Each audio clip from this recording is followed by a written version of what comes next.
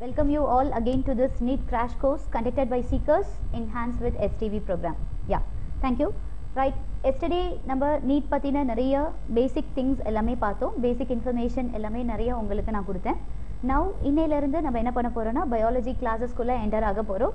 So as you said, நேத்து உங்களுக்கு என்னென்ன chapters இருக்கு biologyல, அதுல எதெல்லாம் வந்துட்டு memory based, concept based and application based அப்படிங்கறது நான் உங்களுக்கு list out பண்ணேன். Now அதில் ரொம்ப இம்பார்ட்டன்ட் வெயிட்டேஜான டாபிக்ஸ் என்னென்னு பார்த்தோம். வெயிட்டேஜான டாபிக்ஸ் அப்படிங்கும்போது நான் எதை மீன் பண்ணுறேன் அப்படின்னா, நீட் எக்ஸாமில் அவுட் ஆஃப் 90 questions பயாலஜி 90 questionஸில் எந்தெந்த சாப்டர்ஸ்லேருந்து உங்களுக்கு மேக்ஸிமம் நம்பர் ஆஃப் questions வருமோ அதை வந்து வெயிட்டேஜ் டாபிக்ஸ் அப்படின்னு நான் லிஸ்ட் அவுட் பண்ணோம். இதில் அந்த வெயிட்டேஜ் டாபிக்ஸில் இந்த நம்ம என்ன பண்ண போகிறோம் அப்படின்னு பார்த்தீங்கன்னா, சில இம்பார்ட்டன்ட் சாப்டர்ஸில் இருந்து சில இம்பார்ட்டன்ட் கான்செப்ட்ஸ் மட்டும் பார்க்க போகிறோம். ஸோ நம்மளால் எல்லா கான்செப்டையும் அந்த பர்டிகுலர் சாப்டர்லேருந்து கவர் பண்ண முடியாது, அந்தளவுக்கு நமக்கு டைம் கிடைக்காது. ஸோ எதெல்லாம் நீட் பேஸில் நீங்கள் எந்தெந்த கொஸ்டின்ஸ் அட்டென்ட் பண்ணுறதுக்கு உங்களுக்கு யூஸ்ஃபுல்லாக இருக்குமோ அந்த எல்லா இம்பார்ட்டன்ட் கான்செப்ட்ஸையும் நான் உங்களுக்கு கவர் பண்ணி கொடுக்க போகிறேன். So on this basis today we are going to start with the chapter biological classification. இது நம்மளோட 11th போர்ஷன் 11th சிலபஸில் இருக்குது. ஸோ பயாலஜிக்கல் கிளாசிஃபிகேஷன் பார்த்தீங்கன்னா நம்மளோட first unit, that is diversity in living வேர்ல்டில். So this is the second chapter in the first unit of your 11th portion. Right, so biological classification அப்படின்னா என்ன, இந்த chapter எதுக்காக நம்ம படிக்கிறோம் அப்படிங்கிறத ஒரு சின்ன இன்ட்ரோ கொடுத்துட்டு then I enter into the chapter. So biological classification, biology அப்படின்னாலே உங்களுக்கு தெரியும், it means living organisms. Classification means classifying the living organisms. So what is there a need to classify the living organisms? எதுக்காக நம்ம living organisms classify பண்றோம் அப்படிங்கிறது தெரிஞ்சாதான் நம்ம இந்த லெசன் சாப்டர் படிக்கும்போது at the end of the chapter உங்களுக்கு நம்ம என்ன இந்த சாப்டர்ல படிச்சோம் அப்படிங்கிறது உங்களால புரிஞ்சுக்க முடியும். So first I will give you the importance of this chapter. So before that is நம்மளோட ancient yearsல பாத்தீங்கன்னா நிறைய சயின்டிஸ்ட், பயாலஜிக்கல் சயின்டிஸ்ட் எல்லாருமே நியூ ஆர்கானிசம்ஸை டிஸ்கவர் பண்ணிட்டே இருந்தாங்க. ஒவ்வொரு நியூ லிவிங் ஆர்கானிசமை ஐடென்டிஃபை பண்ணும்போதும் அந்த லிவிங் ஆர்கானிசம் என்ன, அதோட மார்ஃபாலஜி எப்படி இருந்தது, அனட்டமி எப்படி இருந்தது, அதோட கேரக்டரிஸ்டிக்ஸ் இதெல்லாம் பேஸ் பண்ணி இந்த லிவிங் ஆர்கானிசமை கேட்டகரைஸ் பண்ணணும் அப்படின்னு டிசைட் பண்ணாங்க. ஏன்னா ஒவ்வொரு லிவிங் ஆர்கானிசம்க்கும் பார்த்தீங்கன்னா ஒவ்வொரு பெக்குலியர் கேரக்டர் இருக்கும். பட் காமன் கேரக்டர்ஸ் அப்படின்னு பார்த்தீங்கன்னா, இப்போ ஃபார் எக்ஸாம்பிள் பிளான்ட் எடுத்துக்கோங்க. பிளான்ட்ஸ் அப்படின்னா கண்டிப்பாக 100% பிளான்ட்ஸ் எல்லாமே autotrophic in nutrition. Like that animals எடுத்துக்கிட்டிங்கன்னா animals are heterotrophic in nutrition. So இந்த மாதிரி சில பேசிக் கேரக்டர்ஸை வச்சு so we scientist started classifying the living organisms into different classification. That's what you are going to study in this chapter biological classification. So biological கிளாசிஃபிகேஷனில் நம்ம என்ன படிக்க போகிறோம் அப்படின்னா 5 kingdom classification. 5 kingdom classification is the one which is universally accepted. So நம்ம டோட்டலாக நம்ம வேர்ல்டில் இருக்கிற எல்லா living ஆர்கானிசம்ஸையும் we are going to classify under 5 kingdoms. அந்த 5 kingdoms என்னென்னு பார்க்க போகிறோம். அந்த 5 கிங்டம்ஸ்ல நம்ம ஃபர்ஸ்ட் 3 கிங்டம்ஸ் மட்டும் ரொம்ப டீடைலா இன்னைக்கு நம்ம பார்க்க போறோம். why because plant kingdom animal kingdom வந்து ஒரு செப்பரேட் சாப்டரா இருக்கனால ஃபர்ஸ்ட் 3 கிங்டம்ஸ் மட்டும் தான் இந்த சாப்டர்ல நமக்கு இம்பார்ட்டன்ஸ் கொடுத்திருக்காங்க. Right. So first of all biological classification எங்க இருந்து ஆரம்பிச்சது, யார்கிட்ட இருந்து ஆரம்பிச்சது அப்படிங்கிறதுக்கு முன்னாடி கிளாசிஃபிகேஷன் அப்படிங்கிற கான்செப்ட் என்ன. ஸோ கிளாசிஃபிகேஷன் அப்படிங்கிறது நம்ம என்ன சொல்லுவோம்னா taxonomical classification. Taxonomical classification in the sense ஒரு ஆர்கானிசமை ஒரு ஸ்டாண்டர்ட் கேட்டகரிஸ் பேஸ் பண்ணி அந்த கேட்டகரியில் அந்த ஆர்கானிசமை எப்படி நம்ம கிளாசிஃபை பண்ண போகிறோம். ஸோ டாக்ஸானமிக்கல் கிளாசிஃபிகேஷனில் பார்த்தீங்கன்னா 7 இம்பார்ட்டன்ட் கேட்டகரிஸ் இருக்கு. The 7 important categories are set to be the main taxonomical categories of taxonomical classification. அது என்னென்ன அப்படிங்கிறது உங்களுக்கு தெரியும், ஏன்னா சின்ன வயசுலேருந்தே நம்ம இந்த டாக்ஸானமிக்கல் கிளாசிஃபிகேஷன் அதிகமாக படிச்சிருப்போம். So kingdom, phylum or division, then class, order, family, genus, and the last one is species. So 1 2 3 4 5 6 7 இந்த 7 taxonomical classification தான் நம்ம பார்க்க போறோம். So இந்த 7 taxonomical classification in between பாத்தீங்கன்னா you have so many categories. ஆனா அந்த categories எல்லாமே sub categoriesல போய்டும். main taxonomic categories அப்படினா starting from kingdom till species are said to be the main taxonomical categories. இதுல kingdom is said to be the highest level of taxonomical classification and species is said to be the lowest level and the smallest level of the taxonomical classification. இதை base பண்ணி இந்த taxonomical classification base பண்ணி மெயினாக உங்களுக்கு என்ன questions வரும் அப்படின்னு பார்த்தீங்கன்னா இதில் இந்த ஒவ்வொரு டேர்மையும் காயின் பண்ணது யார். ஸோ ஆக்சுவலாக கிங்டம் அப்படிங்கிறது நம்ம பர்டிகுலராக இவங்க தான் சொல்ல முடியாது. ஒய் பிகாஸ் ஒவ்வொரு சயின்டிஸ்ட்டும் என்ன பண்ணாங்கன்னா இந்த கிங்டம்ஸை டிஃப்ரெண்ட் டைப்ஸாக கிளாஸிஃபை பண்ணாங்க. ஃபைலம் அண்ட் டிவிஷன், இதில் டிவிஷன் பொறுத்த அண்ட் ஃபைலம் பொறுத்த வரைக்கும் so phylum was coin by the person called as Cuvier. Cuvier அப்படிங்கிற சயின்டிஸ்ட் தான் நம்ம ஃபைலம் அப்படிங்கிற டேர்மை காயின் பண்ணது. And division was coin by the person called as Eichler. Next class and order, இது ரெண்டுமே கிளாசிஃபை பண்ணது யாரு அப்படின்னு பார்த்தீங்கன்னா the father of binomial nomenclature who was Carolus Linnaeus. So class order இந்த ரெண்டு டேர்மையும் காயின் பண்ணது Carolus Linnaeus. Then family, it was coin by the person John Ray. And genus was coined by Turifort and species again by the person called as John Ray. So இதுதான் நம்மளோட taxonomical classification ஓட categories, the main categories. இதுக்குள்ளார பாத்தீங்கன்னா sub kingdom இருக்கு, sub phylum, subdivision இருக்கு, sub class, sub order, sub family, sub genus, sub species, like that super phylum, super class, super order, super family, super genus, super species, இந்த மாதிரி நிறைய sub categories இருக்கு. So but நமக்கு important அப்படின்னு பாத்தீங்கன்னா இந்த 7 taxonomical categories தான். Right. இப்போ நம்ம biological classification குள்ள போகலாம். So first organisms classify பண்ணும்போது எந்த பேசிஸ்ல classify பண்ணாங்க அப்படின்னு பாத்தீங்கன்னா first evolve ஆனது 2 kingdom classification. So 2 kingdom classification பொறுத்த வரைக்கும் இந்த 2 kingdom classification first time organisms வந்துட்டு classify பண்ணலாம். So எல்லா organismஸையும் ஒரே கேட்டகரிக்குள்ள வைக்க வேண்டாம். We can start classifying organisms அப்படின் இந்த கான்செப்டை first கொண்டு வந்தது யாரு அப்படின்னா Carolus Linnaeus. He was the first person to bring this 2 kingdom level of classification. So இவர் 2 kingdom levelல கொண்டு வரும்போது இவர் introduce பண்ணது ரெண்டு kingdom தான். What are the kingdoms? One is the kingdom Plantae and other one is the kingdom Animaliae. So kingdom Plantae and kingdom Animaliae இந்த ரெண்டு kingdom தான் ஸ்டார்டிங்ல கொண்டு வந்தோம். ஸோ டோட்டலாக வேர்ல்டில் இருக்கிற எல்லா லிவிங் ஆர்கானிசம்ஸையும் இந்த ரெண்டு கிங்டம்குள்ளார என்ன பண்ணிட்டாங்க ஈக்குவலாக செப்பரேட் பண்ணி பிளான்ட் அனிமல் அப்படின்னு பிரிச்சுட்டாங்க. ஸோ இந்த ரெண்டு கேட்டகரிஸை எந்த கிரைட்டீரியா வச்சு ஆர்கானிசம்ஸை பிளான்டேக்குள்ளேயும் அனிமாலியாக்குள்ளேயும் கொண்டு போனாங்க அப்படின்னா ஒரே ஒரு கிரைட்டீரியா தான். That is, எந்த ஆர்கானிசம்ஸ் எல்லாம் photosynthetic organisms all those organisms will come under the kingdom Plantae and the non-photosynthetic organisms will come under the kingdom Animaliae.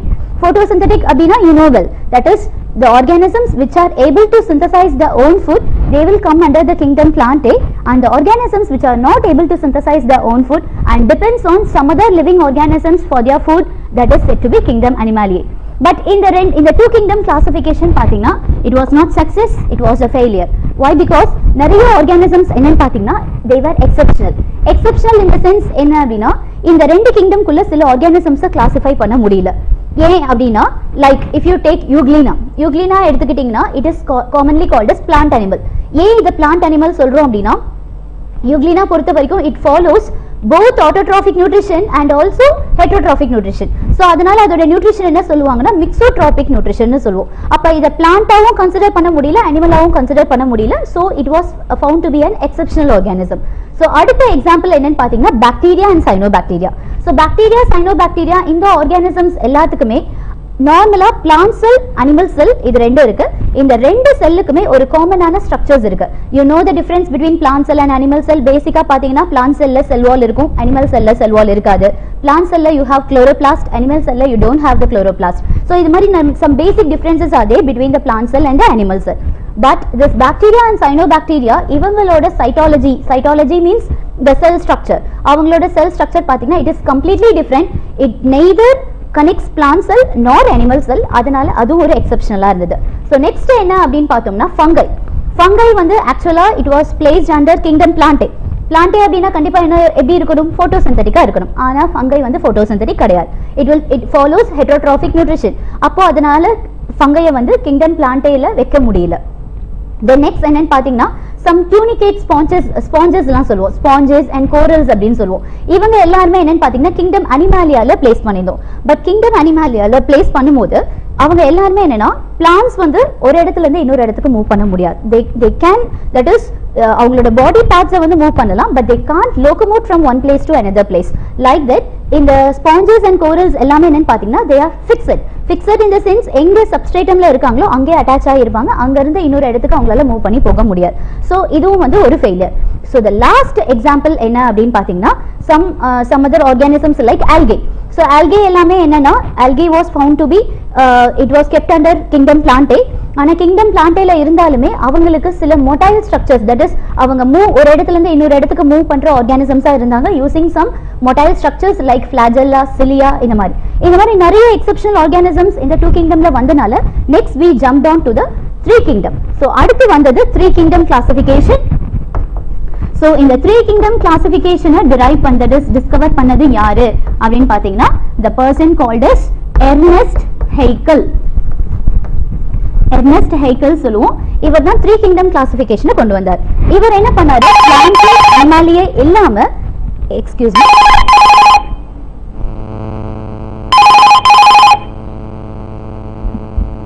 hello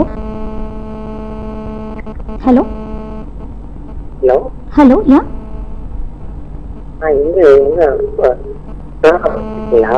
hello yeah கொஞ்சம் சத்தமா பேசுங்க.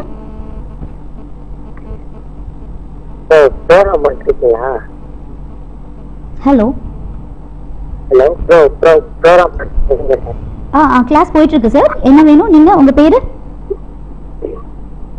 உங்க மொபைல் ட்ரை பண்ண கால் போக முடியுது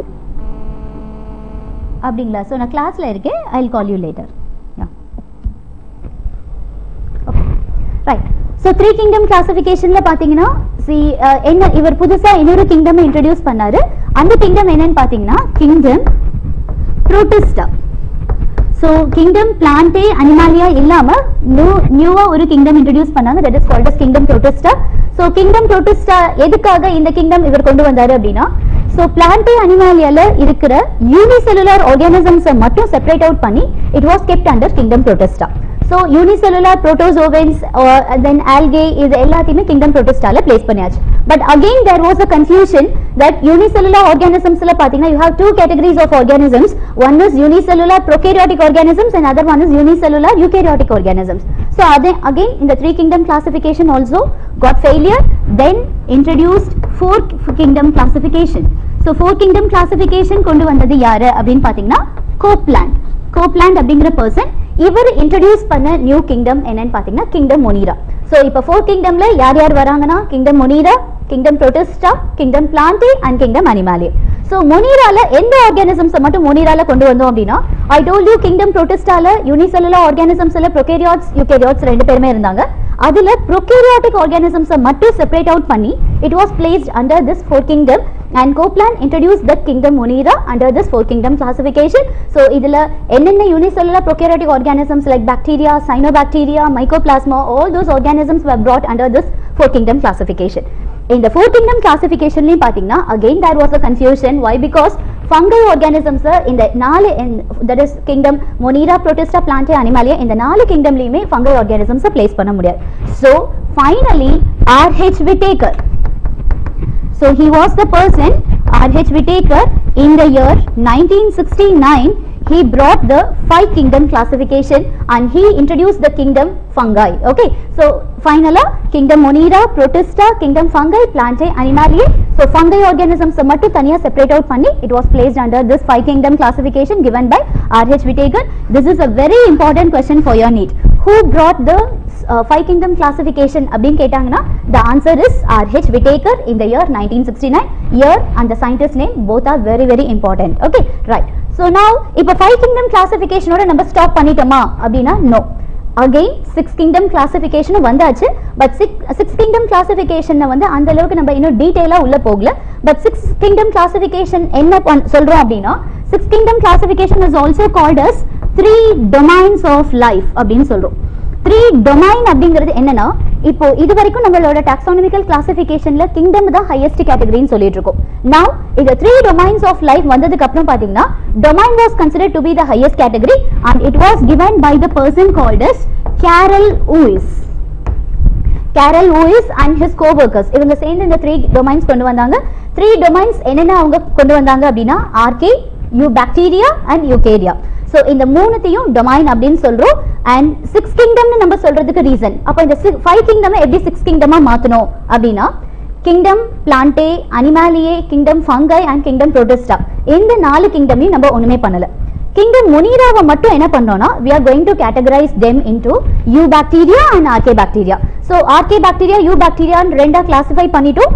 Now you have totally 6 kingdom and this 6 kingdoms includes kingdom eubacteria, kingdom archaebacteria, kingdom Protista, kingdom Fungi, kingdom Plantae and kingdom Animalia. So in the 6 kingdom classification or 3 domains of life na இப்போ வந்துட்டு that is domain அப்படிங்கறது highest category ல இருக்கு. But we are not going to study about this 3 domains or 6 kingdom. We are going to concentrate only in the 5 kingdom classification that is given by R.H. Whittaker. ஒரு சின்ன short break அப்புறம் we can enter into this 5 kingdom classification. Thank you.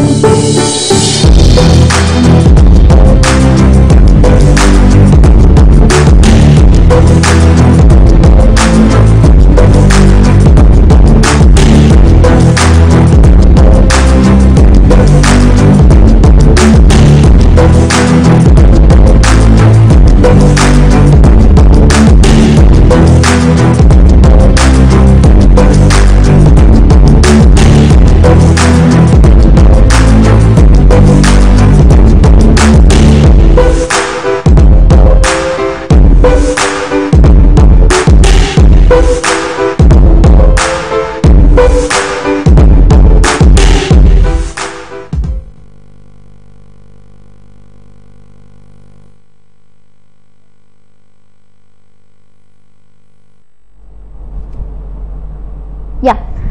students, welcome back to the session. Right, so இப்போ நம்ம biological classification lesson குள்ள exactly உள்ள enter ஆக போறோம். So first in the 5 kingdom classification I told you it was given by R.H. Whittaker person. So in the R.H. Whittaker 5 kingdom level classification கொண்டு வரும்போது சில criteria base பண்ணி தான் organisms classify பண்ணார். அது என்னென்ன criteria அப்படிங்கிறது ரொம்ப ரொம்ப important. ஏன்னா இதுல கொடுத்திருக்க criteria-ல எந்த criteria-ல R.H. Whittaker classify பண்ணல அப்படினு உங்களுக்கு question கேட்கலாம். எந்த criteria-ல classification பண்ணாங்க அப்படினு கேட்கலாம். So please list down அங்க உங்களோட slides-ல now you that is on your TV you can see the slide. அது அந்த criteria நாங்க list down பண்ணியிருக்கோம். So first வந்து என்னன்னு பாத்தீங்கன்னா cell body and cell structure. So இது எதை பேஸ் பண்ணினா ஒரு cell prokaryotic cell இல்ல eukaryotic cell. You know the difference between prokaryotic and eukaryotic cell. So prokaryotes அப்படினா the absence of nucleus and nuclear membrane, nucleolus, cellular organelles, everything. And eukaryotes la pathina you will possess the true nucleus, true nuclear membrane, nucleolus, cellular organelles, everything. Right. The second thing is body organization. Body organization அப்படிங்கிறது cell unicellular இல்ல multicellular. Unicellular அப்படினா single cell, multicellular அப்படிங்கும்போது multi cells or many cells அப்படினு சொல்லலாம். And the third one is mode of nutrition. Mode of nutrition அப்படிங்கும்போது whether the organism is an autotrophic organism or the organism is a heterotrophic organism. Right. And fourth one என்னன்னு பாத்தீங்கன்னா lifestyle. Lifestyle அப்படிங்கும்போது எதை நம்ம represent பண்றோம் அப்படின்னா whether the organism is a producer or it is a consumer or it is a saprophytic organism. Saprophytic அப்படின்னா dead and decaying organisms food எடுக்கிற organisms இல்ல it is a parasitic organism. Parasite அப்படின்னு பாத்தீங்கன்னா வேற ஒரு living organism ஓட பாடியில இந்த organism வந்துட்டு அவங்களோட food and shelterக்காக டிபெண்ட் பண்ணி இருப்பாங்க. ரைட். சோ இது இல்லாம இன்னொரு இம்பார்ட்டன்ட் கிரைட்டீரியா என்னன்னு பாத்தீங்கன்னா phylogenetic relationship. Phylogenetic relationship அப்படிங்கிறது it represents the evolutionary history of the organism. Evolutionary history அப்படினா என்ன அப்படினு கேட்டினா இப்போ நம்ம ஹியூமனோட எவல்யூஷன் நம்மளோட ancestors அப்படினு யாரை சொல்றோம் chimpanzees and gorillas சொல்றோம். அது மாதிரி ஒவ்வொரு organismsக்குமே பாத்தீங்கன்னா they will have one common ancestor. அந்த ancestor யாரு அப்படினு கண்டுபிடிக்கிறதுக்காக தான் this phylogenetic relationship. Okay, right. So இப்போ இந்த 5 kingdom classification எந்த criteria பேஸ் பண்ணி classify பண்ணோம் அப்படினு பார்த்தோம். Now we can see the 5 kingdom classification of that is the each kingdom separately. Kingdom Monera, Kingdom Protista, Kingdom Fungi, Kingdom Plantae and Kingdom Animaliae. இதுல unicellular அப்படினு பாத்தீங்கன்னா Kingdom Monera and Kingdom Protista. மத்த மூணுமே multicellular kingdom. And prokaryotes, eukaryotes அப்படினு பார்த்தோம்னா Monera மட்டும்தான் unicellular prokaryotic kingdom. மத்த நாலுமே eukaryotes தான். Right. இதுல நம்ம first இப்ப எதை பார்க்க போறோம் அப்படினா Kingdom Monera பத்தி பார்க்க போறோம். So Kingdom Monera அப்படிங்கிறது it includes all unicellular prokaryotic organisms. Unicellular prokaryotic organisms அப்படிங்கும்போது இந்த kingdomல என்னென்ன organisms வராங்களோ அந்த organisms எல்லாத்தையுமே we are going to call them as monerans. Moneraல இருக்கிற organisms monerans அப்படினு சொல்ல போறோம். So prokaryotes அப்படிங்கும்போது I told you they don't possess nucleus and nucleolus, nuclear membrane and membrane bound cellular organelles எதுவுமே இருக்காது. Now வேற என்ன இவங்களுக்கு additional இருக்கும் அப்படினு பாத்தீங்கன்னா monerans they possess some important structure like cell wall. Cell wall அப்படிங்கிறது monerans-க்கு இருக்கும். Some organisms are there, அந்த organisms-க்கு cell wall இருக்காது. Right? Okay. So இந்த இப்ப Monera அப்படிங்கும்போது இதுல என்னென்ன organisms எல்லாம் இந்த Kingdom Monera-ல வரும் அப்படினா first one bacteria. Very important. Cyanobacteria, Mycoplasma, actinomycetes, spirosheets, Rickettsia, Clamidae இந்த organisms எல்லாமே என்னன்னு பாத்தீங்கன்னா Kingdom Monera-ல வரும். Right? So இப்போ இந்த Kingdom Monera-ல வந்து first நம்ம பார்க்க போறது bacteria பத்தி. So bacteria-வை நம்ம என்ன பண்ண போறோம்னா bacteria-ஓட shape வச்சு we are going to classify the bacteria under 4 different classes. So first என்னன்னா if the bacteria is spherical, round shape-ல இருந்ததுன்னா those organisms are called as cocci bacteria. அதே பாக்டீரியா ராட் ஷேப் கொஞ்சம் நீளமா ராட் மாதிரி இருந்தது அப்படின்னா those bacterial organisms are called as bacilli. இதுவே நம்ம கமா யூஸ் பண்ணுவோம் இல்லையா கமா ஷேப்ல இருந்ததுன்னா those organisms are called as vibrio. அதுவே ஸ்பைரல் ஸ்பைரல்னா காயில் மாதிரி சுழண்டு இருந்தது அப்படின்னா அந்த ஆர்கானிசம்ஸை வந்துட்டு நம்ம என்ன சொல்ல போறோம்னா ஸ்பைரலம் அப்படின்னு சொல்ல போறோம். ரைட். ஸோ இப்போ இந்த மொனீரன்ஸோட கேரக்டர்ஸ் என்னென்ன அப்படின்னா ஃபர்ஸ்ட் மொனீரன்ஸ் கிங்டம் மொனீராவை நான் சொன்ன மாதிரி 6 கிங்டம் கிளாசிபிகேஷன்ல நம்ம அதை ரெண்டு கேட்டகரியா கிளாசிஃபை பண்ண போறோம். One is the archaebacteria and other one is the eubacteria. So archaebacteria, eubacteria இது ரெண்டுமே பாக்டீரியா தான். ஆனா ஏன் வந்து இவங்கள ரெண்டு கேட்டகரைசேஷன் பண்ணியிருக்கோம் அப்படின்னு ரீசன் சொல்றேன். ஆர்கேபாக்டீரியா எல்லாத்தையுமே நம்ம எப்படி சொல்றோம்னா primitive பாக்டீரியான்னு சொல்ல போறோம். and eubacteria அப்படிங்கிறது எல்லாமே advanced பாக்டீரியா. சோ இந்த ஆர்கேபாக்டீரியாக்குன்னு பாத்தீங்கன்னா சில ஸ்பெஷல் கேரக்டரிஸ்டிக்ஸ் இருக்கு. என்ன அப்படின்னா யூசுவலா மைக்ரோ ஆர்கானிசம்ஸ் வந்து ரொம்ப ஹை டெம்பரேச்சர்ல அவங்களால சர்வை பண்ண முடியாது. At the same time acidic கண்டிஷன்ஸ்லயும் they are not able to survive. அப்புறம் பாத்தீங்கன்னா நல்ல ஹாட் ஸ்ப்ரிங்ஸ் இல்ல ஸ்னோ இல்ல சால்ட்டி ரீஜன் எங்க வந்து உப்பு அதிகமா இருக்கும், சலைனிட்டி அதிகமா இருக்கும், அங்கேயும் அந்த ஆர்கானிசம்ஸால சர்வை பண்ண முடியாது. ஆனா இந்த எல்லா இடத்துலயுமே சர்வை பண்ணக்கூடிய ஆர்கானிசம்ஸ் தான் ஆர்கேபாக்டீரியா ஆர்கானிசம்ஸ். சோ ஆர்கேபாக்டீரியா ஆர்கானிசம்ஸ் வந்து பாத்தீங்கன்னா it can be said they are some exceptional of living organisms which can able to survive in extreme condition like extreme hot condition and also in extreme cold conditions. So in the archaebacteria la three important group of organisms irukku. First group enna abina that is halophiles and second one is thermoacidophiles and the third group of organisms are called as methanogens. இவங்க ஒவ்வொருத்தருக்கும் ஒரு difference இருக்கு அவங்களோட habitat பொறுத்து. So first வந்துட்டு halophiles எடுத்துக்கிட்டீங்க அப்படின்னா where there is high salinity எங்க வந்து salt அதிகமா இருக்கோ அந்த இடத்துல இந்த organisms survive பண்ண முடியும். யூசுவலா salt இருக்கிற இடத்துல மைக்ரோ organisms grow ஆகாது, but these organisms can survive. That's why they are called as halophiles organisms. And second group of archaebacteria பாத்தீங்கன்னா thermoacidophiles. Thermoacidophiles அப்படிங்கும்போது thermo அப்படினாலே you know heat, acido அப்படிங்கும்போது acidic. So heat and acidic conditionsல survive பண்ற organisms we call them as thermoacidophiles. And the last one is called as the methanogens. Methanogens, by the name itself you can guess that these organisms are the one which produces methane gas.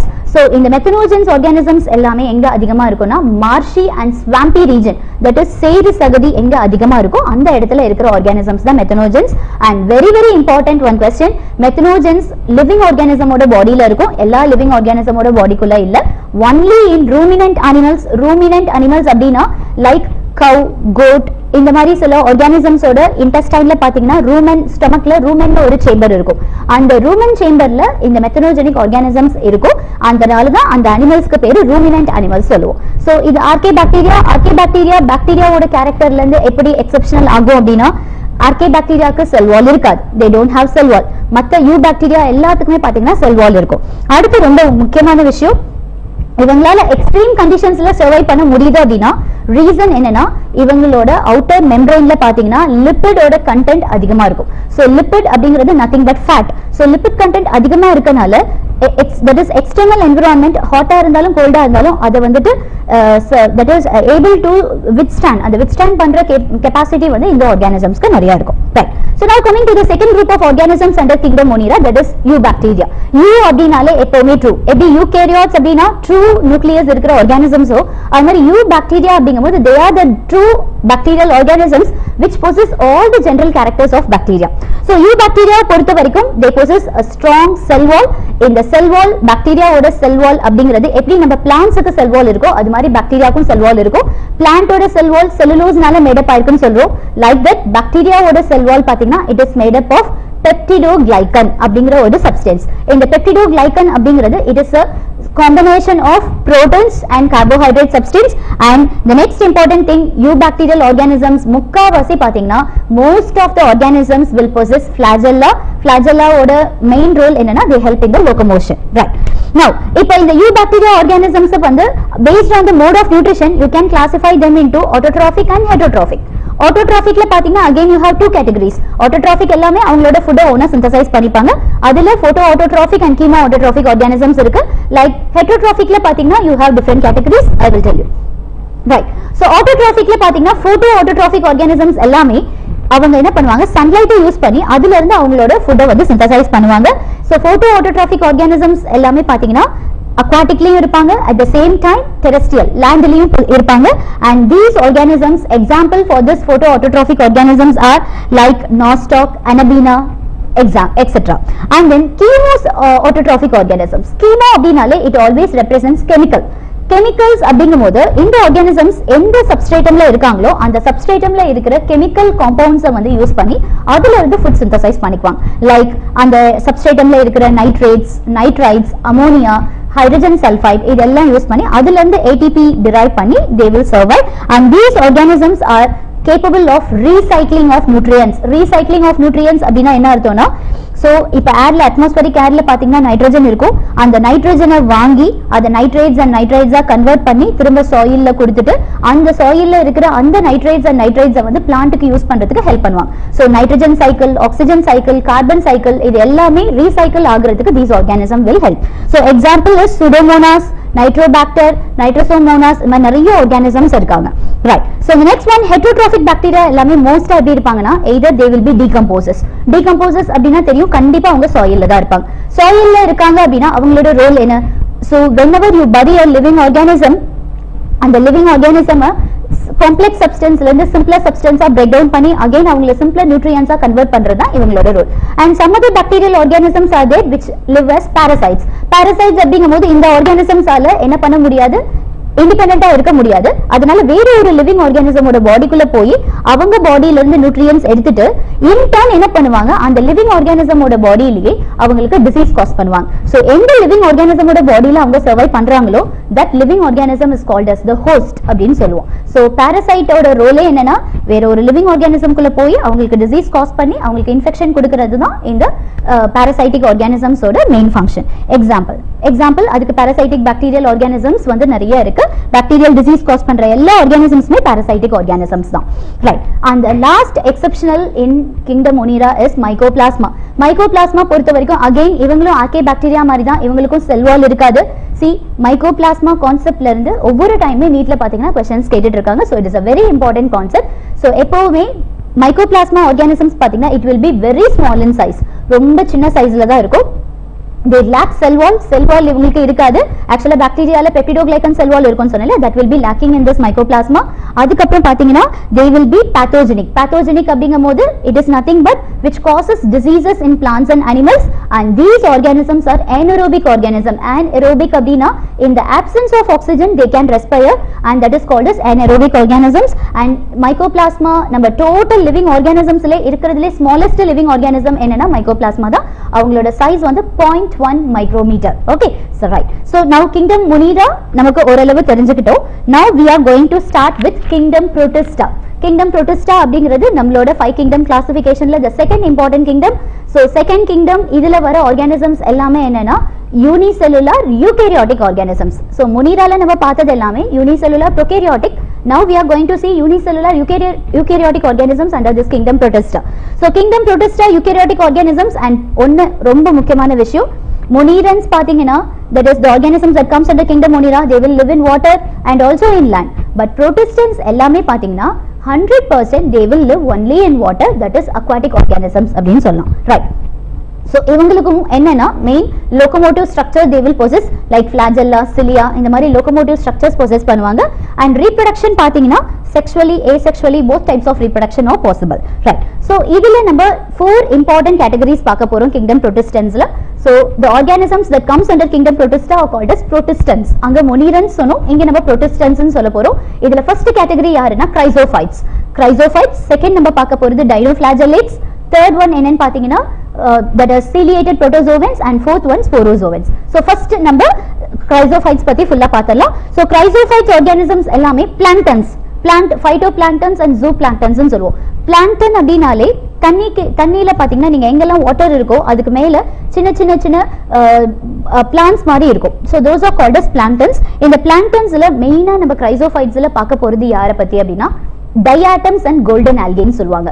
golden algae க்கு இன்னொரு பேர் இருக்கு, desmids bracketsல போட்டுருக்கோம். So this is a very important question. diatoms and golden algae, இந்த organisms எல்லாமே completely aquatic, fresh waterலயே இருப்பாங்க, marine in the sense seas and oceansலயே இருப்பாங்க. salt concentration இருக்கிற வாட்டருக்கு பேரு marine water. salt இல்லாம saltோட concentration கம்மியா இருக்கிற வாட்டர் வந்து fresh water சொல்லுவோம். right. So diatoms பொறுத்த வரைக்கும் diatomsக்குன்னு ஒரு special peculiar feature இருக்கு. என்னன்னா diatom surround பண்ணி it will possess one wall. that cell wall is made up of silica.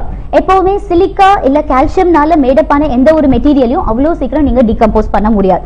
it is indestructible அப்படினு சொல்லுவோம். that is the microorganisms cannot decompose those silica and calcium material, and this diatom surround பண்ணி இந்த silica material இருக்கனால what happen, even though the living organism die, the silica materials எல்லாம் என்ன ஆகும்னு பாத்தீங்கன்னா they will clump with one another and they will go and settle at the bottom of the season ocean so அந்த ஃப்ளோர்ல போய் அது settle ஆயிடும். So அந்த மாதிரி அப்ப செட்டில் ஆகும்போது என்ன ஆகும்னு பாத்தீங்கன்னா நிறைய டயாட்டம்ஸ் எல்லாம் ஒண்ணா சேர்ந்து ராக்ஸ் மாதிரி ஃபார்ம் ஆயிடும். அதுக்கு பேரு diatomaceous rocks or diatomaceous earth அப்படின்னு சொல்லுவோம். ரைட்.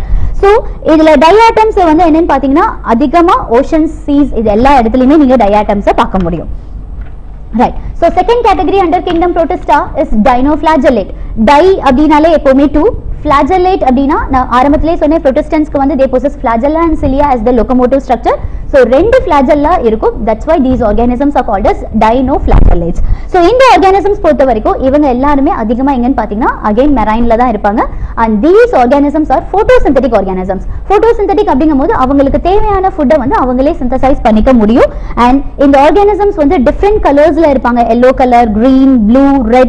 So அது அவங்க different colorsல இருக்கிறதுக்கு ரீசன் என்னன்னா ஒவ்வொரு organismலயும் அதுக்கான color pigments present ஆயிருக்கும். அந்த pigments தான் அந்த organismோட கலருக்கு வந்து responsible. Right? இந்த organismக்கு cell wall இருக்கும். Cell wall is made up of cellulose. Like plant oda cell wall mari iduvum pathina cellulosic cell wall will be there.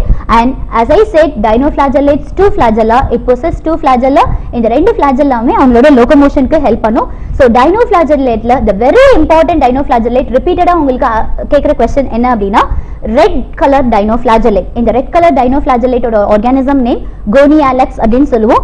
இந்த Gonialax அப்படிங்கிறது யூசுவலா seas and oceansல நீங்க டிஸ்கவரி சேனல்ஸ்ல பாக்கும்போது தெரியும். ஒரு பர்టిక్యులர் பிளேஸ்ல மட்டும் அந்த sea or ocean பாத்தீங்கன்னா blood red கலர்ல இருக்கும். சோ அந்த red கலரை வந்துட்டு we call them as red tides அப்படினு சொல்லுவாங்க. அந்த red tides காஸ் பண்றது யாரு அப்படினா this dinoflagellate organism, in particular red dinoflagellate which is called as Gonialax organism. So இந்த organisms என்ன பண்ணுவாங்கன்னா அவங்களோட பாடியில இருந்து some toxins வெளியில ரிலீஸ் பண்ணிட்டே இருப்பாங்க. அந்த டாக்ஸின்ஸ் வெளியில ரிலீஸ் ஆகும்போது டாக்ஸின்ஸ் அப்படினாலே எப்பவுமே பாய்சனஸ் சப்ஸ்டன்ஸ் அப்படின்னு அர்த்தம். சோ இந்த டாக்ஸின்ஸ் வாட்டர்ல ரிலீஸ் ஆகும்போது என்ன ஆகும்னா வாட்டர்ல நிறைய அக்வாட்டிக் ஆர்கானிசம்ஸ் இருக்கும். லைக் அக்வாட்டிக் பிளான்ட்ஸ், அனிமல்ஸ் எல்லாருமே இருப்பாங்க. சோ இந்த அனிமல்ஸ் வந்து அந்த டாக்ஸின்ஸ் அவங்க பாடிக்குள்ளார அந்த டாக்ஸின்ஸ் என்டர் ஆகும்போது it will kill them and this toxins are responsible for death of many aquatic organisms. So Gonialax நால நிறைய aquatic organism species வந்து extinct ஆயிருக்கு. Right. So the third category is euglenoids. Euglenoids வந்து simply நான் ஸ்டார்டிங்லயே சொன்னேன் இல்லையா 2 kingdom classificationல ஒரு exceptional euglena இருந்ததுன்னு. So euglenoids are also called as plant animal. இத வந்துட்டு ஏன் plant animalனா autotrophic nutrition, animal மாதிரி heterotrophic nutrition ரெண்டுத்தையும் ஃபாலோ பண்ணும். that is called as mixotrophic nutrition அப்படின்னு சொல்லுவோம். இந்த organism நல்ல ஞாபகம் வச்சுக்கோங்க. kingdom protistaல the organism which live only in fresh water is euglenoid. So euglena marine waterல இருக்காது. it will live only in the fresh water organism. fresh waterலயும் stagnant water, running waterல இருக்காது. எங்க தண்ணி தேங்கி இருக்கோ அந்த வாட்டர்ல மட்டும் தான் euglena-வை நீங்க பார்க்க முடியும். So euglena-க்கு cell wall இருக்காது. செல் வால் இருக்காது. பட் இன்ஸ்டெட் அவங்க செல்ல சுத்தி பாத்தீங்கன்னா ஒரு மெம்பரேன் ஒன்னு இருக்கும். அந்த மெம்பரேன் என்னன்னா it is a protein rich membrane. So this protein rich membrane is called as pellicle layer அப்படின்னு சொல்லுவோம். PELLICLE pellicle layer.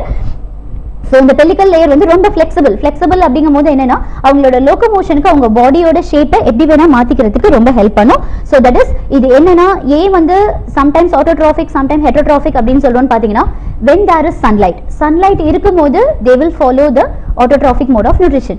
Sunlight இல்லாத டைம்ல they will follow the heterotrophic mode of nutrition. That's why they are called as mixotrophic mode of nutrition and it is also commonly called as plant animal அப்படின்னு நம்ம சொல்றோம். Right. So the last category under this protistans அப்படின்னு பார்த்தோம்னா protozoans.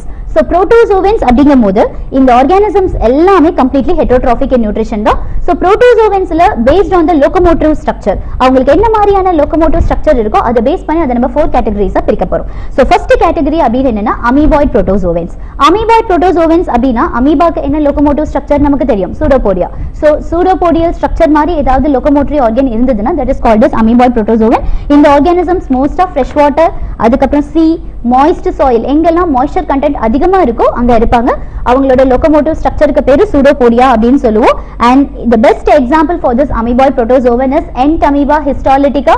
இந்த organism நம்மளோட human bodyல present ஆயிருக்கும் and that is present ஆயிருக்கும் in the sense நீங்க polluted contaminated water and food எடுக்கும்போது sometimes நம்ம hotel food எங்கயாவது சாப்பிட்டோம் அப்படின்னா நமக்கு ஒத்துக்கலனா வீட்டுக்கு வந்து பாத்தீங்கன்னா dysentery, diarrhea, stomach upset எல்லாமே இருக்கும். அதுக்கு காரணம் என்னன்னா this Entamoeba organism தான். It will causes amoebic dysentery or amoebiasis அப்படின்னு நம்ம சொல்லுவோம். So the next type of protozoan is flagellated. So அப்ப இதோட நேம் வச்சே சொல்லலாம் இவங்களோட locomotive structure வந்து flagella. So these organisms எல்லாமே most parasitic organisms தான் இருப்பாங்க. And parasitic, the best example for this organism is trypanosoma, which causes sleeping sickness அப்படின்னு சொல்லுவோம். So it is the example of flagellated protozoan. Now the third category is ciliated protozoan. Ciliated அப்படினா flagella மாரியே ciliaன ஒரு locomotory organ, but flagella க்கு cilia க்கு என்ன difference அப்படினா flagella will be very long, நல்ல lengthy-ஆ இருக்கும் நம்மளோட hair மாதிரி.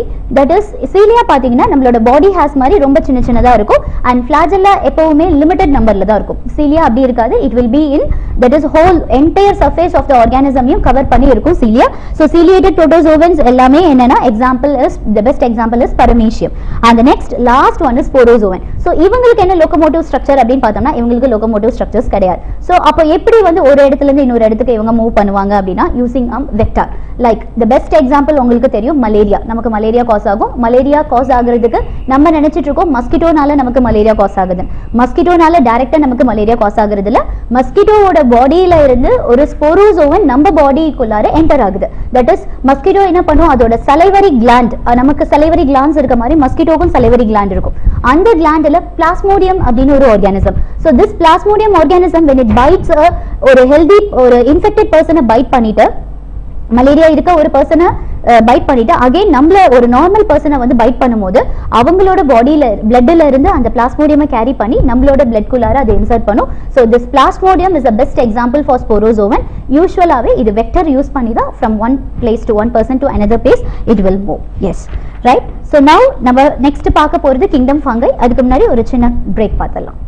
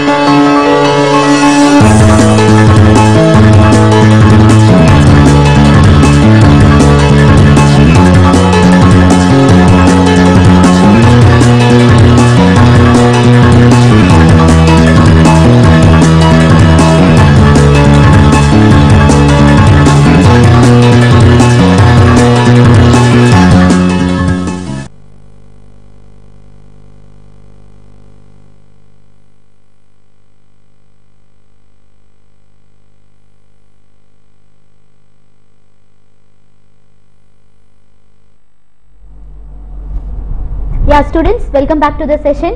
So இப்போ நம்ம next பார்க்க போறது the third kingdom under 5 kingdom classification, that is kingdom fungi. So I think kingdom monera and kingdom protista பத்தி just ஒரு recap மாதிரி கொடுக்கிறேன். Monierans unicellular prokaryotic organisms எதுவா இருந்தாலுமே kingdom monera குள்ள வரும். அதுவும் kingdom moneraல ரொம்ப முக்கியமான விஷயம் என்னன்னா it possesses cell wall. That cell wall is made up of peptidoglycan molecule. Okay, right. So adula important examples பாத்தீங்கன்னா bacteria, cyanobacteria, mycoplasma, actinomycetes, spirochetes, rickettsiae இந்த organisms எல்லாமே. ஸோ கிங்டம் ப்ரோட்டிஸ்டா பொறுத்த வரைக்கும் என்ன அப்படின்னா யூனிசெல்லுலார் யூகேரியாட்டிக் ஆர்கானிசம்ஸை கிங்டம் ப்ரோட்டிஸ்டாக்குள்ளே கொண்டு வரும்.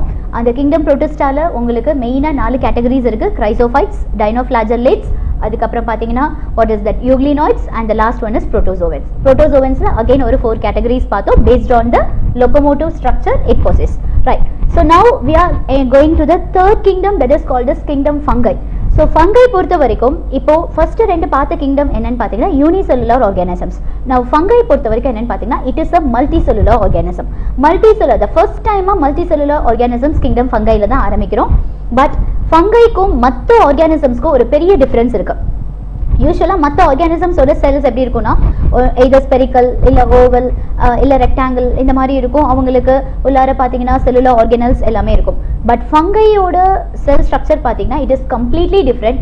Fungi will possess elongated thread like structures. That is என்னன்னா அவங்களோட நீங்கள் பார்த்துருப்பீங்க மஷ்ரூம் பார்த்துருப்பீங்க. மஷ்ரூமில் பார்த்தீங்கன்னா நிறைய கோடு கோடு கோடாக நீங்கள் பார்க்கலாம். அந்த மாதிரி இலாங்கேட்டட் த்ரெட் லைக் ஸ்ட்ரக்சர்ஸ் இருக்கிறது தான் நம்மளோட ஃபங்கை ஆர்கானிசமோட ஸ்பெஷல் கேரக்டரிஸ்டிக். ஸோ இந்த இலாங்கேட்டட் த்ரெட் லைக் ஸ்ட்ரக்சர்ஸை we call them as hyphae அப்படின்னு சொல்லுவோம். அப்போ ஒரு இது ஃபங்கை ஆர்கானிசம்குள்ள பார்த்தீங்கன்னா நிறைய ஹைஃபே இருக்கும். அது வந்து நெட்வொர்க் ஆஃப் ஹைஃபே. ஏன்னா நிறைய லைனிங்ஸ் வந்து ஒன்னா கனெக்ட் ஆகி ஸோ அம்ப்ரெல்லா நம்ம அம்ப்ரெல்லால எப்படி வந்து நிறைய கோடு இருக்கு அது மாதிரி ஃபங்கை ஆர்கானிசம்ஸ்ல பார்த்தீங்கன்னா நிறைய லைனிங்ஸ் இருக்கும். அந்த மொத்த ஹைஃபேயும் சேர்த்து we call them as mycelium அப்படின்னு சொல்லுவோம். ஒரே ஒரு த்ரெட் லைக் ஸ்ட்ரக்சரை ஹைஃபேன்னு சொல்லுவோம். Network of total hyphae is called as mycelium. ஸோ இந்த மைசீலியம்குள்ளார நம்ம போனோம் அப்படின்னா சில மைசீலியம்ல பார்த்தீங்கன்னா நடுவில் நிறைய கிராஸ் வால்ஸ் இருக்கும். அந்த கிராஸ் வால்ஸ் இருந்ததுன்னா those are called as septate organism. அதுவே கிராஸ் வால்ஸ் இல்லை அப்படின்னா they are called as aseptate organisms. So இந்த செப்டேட் aseptate மைசீலியம் அப்படிங்கிறது ஃபங்கைல டிஃப்ரெண்ட் ஆர்கானிசம்ஸ் நம்ம கேட்டகரைஸ் பண்ணலாம். தென் ஃபங்கையை பொறுத்த வரைக்கும் இன்னொரு ஒரு இம்பார்ட்டன்ட் பெக்குலியர் கேரக்டர் என்ன அப்படின்னா யூஸ்வலாக ஒரு செல்குள்ளார ஒரு நியூக்ளியஸ் தான் இருக்கும். சில ஆர்கானிசம்ஸ்ல மட்டும்தான் you will have the multi nucleus. அதில் the best example is fungi. Fungi also possess multi nucleated cytoplasm. Multi nucleated, multi அப்படின்னாலே எப்பவுமே மெனி, நியூக்ளியேட்டட் அப்படிங்கிறது நியூக்ளியஸை ரெப்ரசென்ட் பண்ணுது. சைட்டோபிளாசம்குள்ள instead of having a single nucleus it will have many nucleus in cytoplasm and that is called as multi nucleated. இந்த multi nucleated சைட்டோபிளாசமை நம்ம சயின்டிஃபிக்காக எப்படி சொல்லுவோம் அப்படின்னா சீனோசைட்டிக் மைசீலியம் அப்படின்னு சொல்லுவோம். ஸோ எந்தெந்த ஆர்கானிசம்ஸ்க்குலாம் நிறைய நியூக்ளியஸ் இருக்கோ they are called as coenocytic mycelium. எந்த ஆர்கானிசமோட மைசீலியம்ல கிராஸ் வால்ஸ் இருக்கோ அவங்க செப்டேட், கிராஸ் வால்ஸ் இல்லாதது aseptate. A அப்படின்னு நீங்க எங்க ரெப்ரசென்ட் பண்ணாலும் absence of septate is called as aseptate, right? So இப்போ இன்னொரு முக்கியமான விஷயம் ஃபங்கையை பொறுத்த வரைக்கும் பாக்டீரியாவோட செல் வால் நான் என்ன சொன்னேன்னா it is made up of peptidoglycan சொன்னேன். அது மாதிரி ஃபங்கைக்கும் பார்த்தீங்கன்னா they possess cell wall. So ஃபங்கையோட செல் வால் எதனால மேடப் ஆயிருக்கு அப்படின்னா it is made up of a chemical substance called as chitin, CHITIN, chitin சொல்லுவோம். இந்த chitinோட கெமிக்கல் நேம் என்னன்னா NAG, that is N-acetyl glucosamine. So chitin is chemically termed as N-acetyl glucosamine. This is a very important question for your NEET exam. So what is the cell wall of fungi made up of அப்படின்னு கேட்டாங்கன்னா your answer should be chitin. Sometimes directா chitin கொடுத்துருவாங்க. chitin இல்லைன்னா you just search for the answer NAG, N-acetyl glucosamine அப்படின்னு. Okay, right. So இன்னொன்று அடுத்தது fungi பொறுத்த வரைக்கும் என்னன்னா இவங்க மல்டி செல்லுலர் ஆர்கானிசம் சொல்லிட்டேன். நெக்ஸ்ட் திங் இவங்க ஆட்டோட்ராஃபிக்கா ஹெட்ரோட்ராஃபிக்கா அப்படின்னு பார்த்தோம்னா இவங்க கம்ப்ளீட்லி ஹெட்ரோட்ராஃபிக் தான். ஸோ ஹெட்ரோட்ராஃபிக்ல நிறைய கேட்டகரிஸ் இருக்கு. லைக் ஹோலோசாயிக் இருக்காங்க, சாப்ரோஃபைட்டிக் இருக்காங்க, பாராசைட்டிக் இருக்காங்க, சிம்பயான்ஸ் இருக்காங்க. அதில் நம்ம பார்த்தோம் அப்படின்னா நம்ம ஃபங்கை வந்துட்டு பாராசைட்டிக்குள்ள வரும். பாராசைட்டிக் அப்படிங்கும் போது it depends on some other living organism for its food and it will causes diseases to that particular living organism. So அந்த மாதிரி நம்ம ஃபங்கஸ்னால நமக்கு நிறைய டிசீசஸ் வருது. ஸோ பாராசைட்டிக்கா இருக்கிறாங்க. And most of the fungal organisms எப்படி இருப்பாங்கன்னு பார்த்தீங்கன்னா டீகம்போசஸ் அப்படிங்கும் போது they are called as saprophytic organisms.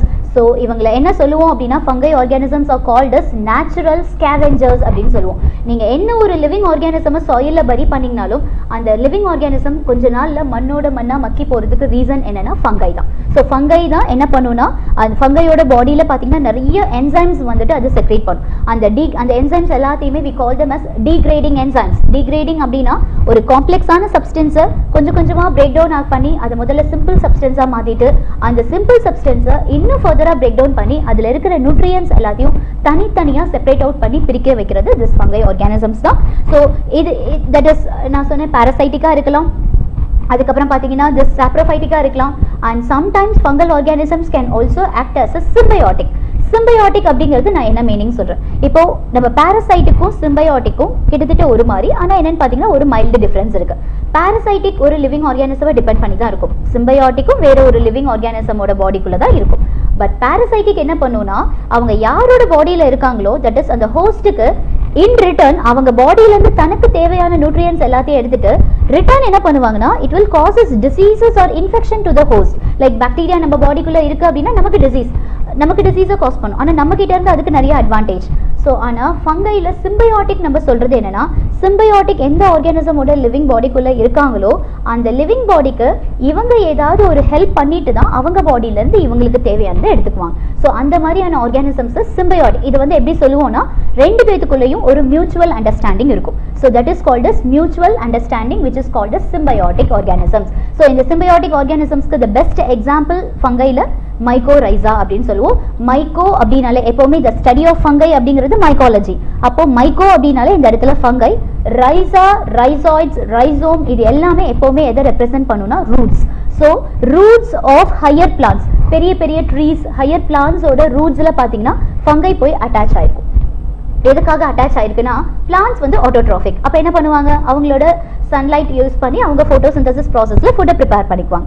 Fungi வந்து ஹெட்ரோட்ராஃபிக், அதுக்கு நியூட்ரிஷன் வந்துட்டு தட் இஸ் ஓன் ஃபுட்டை வந்து சிந்தசைஸ் பண்ண முடியாது. அப்போ ஃபங்கை என்ன பண்ணும், அந்த பிளான்ஸோட ரூட்ஸ்ல அவங்க இருக்கும்போது அவங்க அந்த பிளான்ட்டோட பாடியில இருந்து தனக்கு தேவையான ஃபுட் எல்லாத்தையும் எடுத்துக்குவாங்க.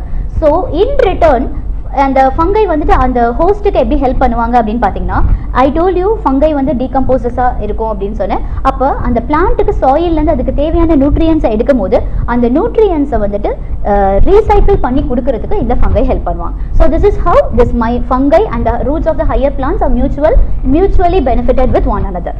இன்னொரு சிம்பயோட்டிக் இன்னொரு எக்ஸாம்பிள் சொல்கிறேன், லிச்சன்ஸ் அப்படின்னு சொல்லுவோம். ஸோ லிச்சன்ஸை பொறுத்த வரைக்கும் என்ன அப்படின்னா, இதில் ஆல்கே அண்ட் ஃபங்கை, ஆல்கேயும் ஃபங்கையும் ரெண்டும் மியூச்சுவலா அண்டர்ஸ்டாண்டிங்ல பெனிஃபிட் ஆகி இருக்கும். That combination is called as lichens. இதுல ஆல்கேவை நம்ம என்ன சொல்லுவோம்னா ஃபைகோபயாண்ட் அப்படின்னு சொல்லுவோம், அண்ட் ஃபங்கையை வந்து we call them as mycobiont அப்படின்னு சொல்லுவோம். ஸோ இவங்க ரெண்டு பேத்துக்குள்ளார எப்படி வந்து மியூச்சுவல் பெனிஃபிட் அப்படின்னா, ஆல்கே வந்துட்டு ஃபங்கையை எதுக்காக டிபெண்ட் பண்ணி இருக்கும் அப்படின்னா, ஸோ ஆல்கே வந்து என்னன்னு பார்த்தீங்கன்னா இட் இஸ் ஆட்டோட்ராஃபிக். ஸோ அவங்க வந்துட்டு ஷெல்டருக்காக ஃபங்கையை டிபெண்ட் பண்ணியிருப்பாங்க. ஃபங்கை வந்து ஆல்கேவை பார்த்தீங்கன்னா ஃபுட்டுக்காக டிபெண்ட் பண்ணியிருக்கும். So like that. ஸோ இப்போ நம்ம ஃபங்கையிலே என்ன பண்ண போகிறோம் அப்படின்னு பார்த்தீங்கன்னா, சம் பேசிக்காக சில கேட்டகரிஸ் நம்ம டிவைட் பண்ண போகிறோம். ஸோ இந்த கேட்டகரிஸ் எதை பேஸ் பண்ணி அப்படின்னா, அவங்களுக்குன்னு சில ஃப்ரூட்டிங் பாடிஸ் இருக்கும். ஃப்ரூட்டிங் பாடிஸ்னா என்ன அப்படின்னா, இந்த ஃப்ரூட்டிங் பாடிஸ்க்குள்ளார they will produce the spores. These spores will help them in their reproduction. ஏன்னா ஃபங்கையை பொறுத்த வரைக்கும் asexual reproduction is possible. Asexual reproduction என்ன மாதிரியான asexual reproduction methodologies ஃபாலோ பண்ணும் அப்படின்னா, fragmentation, fission, budding இந்த மாதிரியான ப்ராசஸ் ஃபாலோ பண்ணும். அண்ட் சம்டைம்ஸ் ஸ்போர் ஃபார்மேஷன் வச்சியும் அவங்க asexual reproduction ஃபாலோ பண்ணுவாங்க. ஸோ அந்த ஸ்போர் ஃபார்மேஷன் அண்ட் பேஸ் அந்த ஃப்ரூட்டிங் பாடிஸை பேஸ் பண்ணி we are going to classify the fungi into 4 important categories like phycomycetes, ascomycetes, basidiomycetes and deuteromycetes. இதுதான் அந்த 4 classifications. இதில் ஃபைகோமைசெட்ஸை பொறுத்த வரைக்கும் என்னன்னு பார்த்தீங்கன்னா, இவங்களோட மெயின் ஸ்போர்ஸ் என்னன்னா zoospores. Zoospore is the only motile spore. Okay, அதுக்கப்புறம் பார்த்தீங்கன்னா எக்ஸாம்பிள் ஆஃப் ஃபைகோமைசெட்ஸ்னா ரைசோபஸ், மியூக்கர் இதெல்லாம். அண்ட் ஆஸ்கோமைசெட்ஸ் எடுத்துக்கிட்டோம்னா, ஆஸ்கோ அப்படின்னாலே சாக் லைக் ஸ்ட்ரக்சர்னு சொல்லுவோம். அதனால இந்த ஃபங்கைக்கு பேர் சாக் ஃபங்கை. ஸோ இந்த ஆர்கானிசம்ஸ் எல்லாமே they will produce a fruiting body called as ascocarp. அதுக்குள்ளார அவங்க ப்ரொடியூஸ் பண்ற ஸ்போர்ஸ்க்கு பேரு ascospores. So the best example is penicillium. நம்ம பெனிசிலியம்ல இருந்து நிறைய ஆன்டிபயோட்டிக்ஸ் டிரைவ் பண்றோம் இல்லையா, அது. அப்புறம் ஈஸ்ட் நமக்கு நல்லாவே தெரியும், ஏன்னா நம்மளோட பேக்கரி, ஆல்கஹாலிக் பிவரேஜஸ் இது எல்லாத்துலயுமே நம்ம ஈஸ்ட் நிறைய யூஸ் பண்றோம். ஸோ இந்த ஆர்கானிசம்ஸ் ரைசோபஸ், மியூக்கர் இது எல்லாமே எதுல வரும்னு பாத்தீங்கன்னா நம்மளோட ஆஸ்கோமைசெட்ஸ்ல வரும். So next comes the that is called as the deuteromycetes. Deuteromycetes அப்படிங்கிறது என்ன அப்படின்னு பார்த்தீங்கன்னா, it is called as the imperfect fungi. ஏன் இதை imperfect fungi அப்படின்னு சொல்றோம் அப்படின்னா, இங்க sexual reproduction நடக்காது, only asexual reproduction is possible. That's why these organisms are called as imperfect fungi அப்படின்னு சொல்றோம், right? So இதுல இன்னொரு கேட்டகரி என்னன்னா basidiomycetes. Basidiomycetes எப்படி ascomycetesல ascospores இருக்கோ, அது மாதிரி basidiomycetesல you have basidiospores. Example for basidiomycetes, agaricus. நம்ம ஃபுட்டா எடுக்கிற மஷ்ரூம் எதுல வரும்னா basidiomycetesல வரும். அண்ட் இன்னொரு ஒரு இம்பார்ட்டன்ட் விஷயம் என்ன அப்படின்னு பாத்தீங்கன்னா, this basidiomycetesல இருக்கிற நிறைய ஃபங்கை லைக் பிராக்கெட் ஃபங்கை இது எல்லாத்தையுமே நம்ம எடிபிள், தட் இஸ் ஃபுட்டா நம்ம யூஸ் பண்ண முடியும், ரைட்? ஸோ ஃபங்கை பத்தி ஓரளவு நம்ம பார்த்துட்டோம். So the last two kingdom plantae and அனிமலே பற்றி நம்ம இங்கே பார்க்க போகிறது இல்லை, ஏன்னா பிளான்ட் கிங்டம் அனிமல் கிங்டம் செப்பரேட்டாக உங்களுக்கு இருக்குது. And now we are going to see the last exceptional that is called as the virus. So virus மட்டும் என்னன்னு பார்த்தீங்கன்னா நம்மளோட செல் தியரியில் it is completely exceptional. So இந்த வைரஸ் அப்படிங்கிற டேர்மை காயின் பண்ணது யாரு அப்படின்னா பாஸ்டர். ஸோ வைரஸ் அப்படின்னாலே அதுக்கு மீனிங் என்னன்னு பார்த்தீங்கன்னா வீனோம் அப்படின்னாலே பாய்சன் அப்படின்னு அர்த்தம், ரைட்? ஸோ மற்ற ஆர்கானிசம்ஸ்க்கும் வைரஸ்க்கும் என்ன ஒரு பெரிய டிஃபரன்சியேஷன்னா, மற்ற லிவிங் ஆர்கானிசம்ஸ்ல செல் தான் பேசிக் யூனிட் சொல்லுவோம், பட் வைரஸ்ல தே டோன்ட் பொசஸ் செல் இருக்காது, பட் ஜெனடிக் மெட்டீரியல் மட்டும் இருக்கும். ஸோ வைரஸ் பொறுத்த வரைக்கும் it will survive only in the living body. ஒரு லிவிங் ஆர்கானிசம் ஓட பாடிக்குள்ள இருக்கும்போது மட்டும்தான் அதால சர்வைவ் பண்ண முடியும். ஒன்ஸ் அந்த லிவிங் ஆர்கானிசம் ஓட பாடியை விட்டு வெளியில வந்ததுன்னா it can't survive. So that's why it is an exceptional to cell theory. And வைரஸ்ல நம்மளோட ஜெனடிக் மெட்டீரியலை சுத்தி பாத்தீங்கன்னா ஒரு புரோட்டீன் கோட் கவரிங் இருக்கும், that is called as the capsid அப்படின்னு சொல்லுவோம். அண்ட் வைரஸோட ஜெனடிக் மெட்டீரியல் ஆர்என்ஏவாகவும் இருக்கலாம், டிஎன்ஏவாகவும் இருக்கலாம். மற்ற எல்லா லிவிங் ஆர்கானிசம்க்கும் ஒன்று டிஎன்ஏ மட்டும்தான் ஜெனடிக் மெட்டீரியலாக இருக்கும். வைரஸ்க்கு மட்டும்தான் RNA DNA both can be a genetic material. யூஸ்வலாக ஒரு பிளான்ட்டை இன்ஃபெக்ட் பண்ணுற வைரஸ் எப்படி இருக்கும்னு பார்த்தீங்கன்னா ஆர்என்ஏ ஜெனடிக் மெட்டீரியலாக இருக்கும். அனிமலை இன்ஃபெக்ட் பண்ணுற வைரஸ் பார்த்தீங்கன்னா that is DNA genetic material. RNA most single stranded RNA தான் இருக்கும். DNA பொறுத்த வரைக்கும் single stranded DNA or double stranded DNA இருக்கலாம். ஆனா பிளான்ட்டை இன்ஃபெக்ட் பண்ற வைரஸ்ல ஒரே ஒரு எக்ஸெப்ஷனல் இருக்கு, காலிஃப்ளவர் மொசைக் வைரஸ். இந்த வைரஸ் மட்டும் DNA genetic material இருக்கும், RNA genetic material இருக்காது. This is a very important question. அதே மாதிரி அனிமல்ஸ்லையும் பார்த்தீங்கன்னா யூஸ்வலாக டிஎன்ஏ இருக்கிற வைரஸஸ் தான் அனிமல்ஸை இன்ஃபெக்ட் பண்ணும். ஆனால் அதுலேயும் சில வைரஸ், அதில் ரொம்ப முக்கியமான வைரஸ் நம்மளோட ஹெச்ஐவி வைரஸ். ஸோ இந்தியாவில் இப்போ அதிகமாக எய்ட்ஸ் பேஷண்ட் வந்துட்டு இருக்காங்க. ஸோ அது ரெஸ்பான்சிபிள் ஆர்கானிசம் ஹெச்ஐவி. இந்த ஹெச்ஐவிக்கும் என்னன்னு பார்த்தீங்கன்னா யூஸ்வலாக வைரஸ் ஒரு அனிமலை இன்ஃபெக்ட் பண்ணுதுன்னா DNA will be the genetic material. ஆனால் ஹெச்ஐவி வைரஸ்க்கு RNA is the genetic material. So இந்த மாதிரி ஹெச்ஐவி வைரஸ் மாதிரி நிறைய வைரஸஸ் அனிமல்ஸை இன்ஃபெக்ட் பண்ணுற வைரஸஸ் இருக்கு, ஆர்என்ஏ ஜெனடிக் மெட்டீரியல் இருக்க வைரஸ். அந்த குரூப் ஆஃப் வைரஸஸ் எல்லாத்தையுமே நம்ம ரெட்ரோ வைரஸஸ் அப்படின்னு சொல்லுவோம், ரைட்? ஸோ வைரஸஸ்ல என்னன்னு பார்த்தீங்கன்னா இன்னொரு கேட்டகரி இருக்கு. அந்த வைரஸஸ் என்னன்னா அந்த ஆர்கானிசம்ஸ் டிஓடினர் அப்படிங்கிறவர் இந்த குரூப் ஆஃப் ஆர்கானிசம்ஸை டிஸ்கவர் பண்ணாரு. இவங்க எப்படின்னா கிட்டத்தட்ட வைரஸ் மாதிரியே இருந்தாங்க. ஆனா வைரஸ்க்கு இவங்களுக்கு எக்ஸெப்ஷனல் என்னன்னா வைரஸ்க்கு புரோட்டீன் கோட் கேப்சிட் இருக்கும், இவங்களுக்கு அந்த புரோட்டீன் கோட் இருக்காது. இன்னொன்னு வைரஸே ரொம்ப சின்னதுன்னு சொல்றோம், வைரஸை விட சின்னது இந்த வைரியாய்ட்ஸ். ஓகே, அது இன்னொன்னு என்னன்னு பார்த்தீங்கன்னா மாலிகுலர் வெயிட்டும் ரொம்ப கம்மியா இருக்கும். இந்த வைரியாய்ட்ஸ் பொறுத்த வரைக்கும் இவங்க பிளான்ட்ஸ்ல மட்டும்தான் டிசீஸ் காஸ் பண்ணுவாங்க. ஃபர்ஸ்ட் டைமா இதை ஐடென்டிஃபை பண்ண பர்சன் டிஓடினர். இவர் என்ன பண்ணாருன்னா பொட்டேட்டோல முதல்ல இந்த டிசீஸை ஐடென்டிஃபை பண்ணாரு. அந்த டிசீஸ்க்கு பேரு பொட்டேட்டோ ஸ்பிண்டில் டியூபர் டிசீஸ் அப்படின்னு நம்ம சொல்லுவோம், right? So that's it. So biological கிளாசிஃபிகேஷன்ல பேசிக்கா உங்களுக்கு என்னென்ன கான்செப்ட்ஸ் நீங்க தெரிஞ்சுக்கணுமோ எல்லாத்தையுமே நான் எக்ஸ்பிளைன் பண்ணியிருக்கேன். இப்போ at the end of the session நான் எஸ்டர்டேவே நான் உங்களுக்கு சொன்ன மாதிரி ஒவ்வொரு கிளாஸோட எண்ட்லையும் we will ask you 2 questions. அந்த 2 questions இப்போ உங்களோட டிவியில் ஸ்லைட் ஆகும். see for question number 1 and question number 2. So இந்த 2 கொஸ்டின்ஸ்க்கும் நீங்கள் கீழே அங்கே உங்களுக்கு கொடுத்துருக்கிற அந்த மொபைல் நம்பருக்கு நீங்கள் you have to either WhatsApp or SMS, right? Right. Question number 1. The major component of bacterial cell wall is the polymer called. The major component of bacterial cell wall is the polymer called dash. Your options: A chitin, B xylene, C cellulose, D peptidoglycan. So the major component of bacterial cell wall major இருக்கிற component என்னன்னு கேட்டிருக்கோம். And question number 2. Cauliflower mosaic virus contains. Cauliflower mosaic virusல என்ன genetic material இருக்கும்? Your options are A SS அப்படிங்கிறது single stranded RNA, option B double stranded RNA, option C double stranded DNA, and option D single stranded DNA. So cauliflower mosaic virus contains which type of genetic material? You have given 4 options. இந்த ஆப்ஷன்ஸ்ல எந்த genetic material cauliflower mosaic virusல இருக்கும்?